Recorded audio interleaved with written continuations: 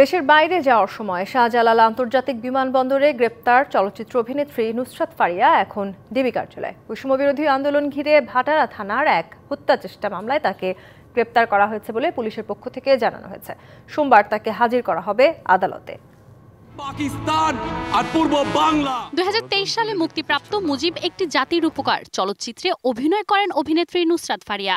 সেখানে শেখ মুজিবুর রহমানের মেয়ে শেখ হাসিনা চরিত্রে অভিনয় করেন তিনি। নগদ পেমেন্টে 500 টাকা পর্যন্ত ক্যাশব্যাক আর লেনদেনে প্রতিদিন ডিপ ফ্রিজ এবং ঘন্টায় ঘন্টায় এসি টিভি সহ দারুণ সব গিফট। 24-এর গণঅভ্যুত্থানের দেশের বিভিন্ন শ্রেণী পেশার মানুষের সাথে আন্দোলনে সক্রিয় ভূমিকা পালন করে শোবিজ অঙ্গনের তারকারাও। তবে আন্দোলনের বিপক্ষেও ছিলেন অনেকে। আন্দোলনকারীদের হত্যা চেষ্টার একটি মামলায় আসামি হয়েছেন অপু বিশ্বাস, আসনা হাবিব ভাবনা, জায়েদ খান, নুসরাত ফারিয়া সহ 17 জন।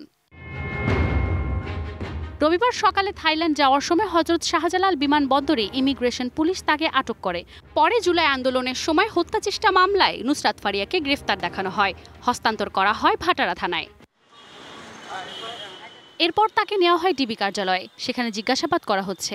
কাল সোমবার এই নায়িকাকে আদালতে তোলা হতে পারে বলে জানা গেছে। মানজু মাফরুজ নীলিমা, ডিবিসি নিউজ, ঢাকা।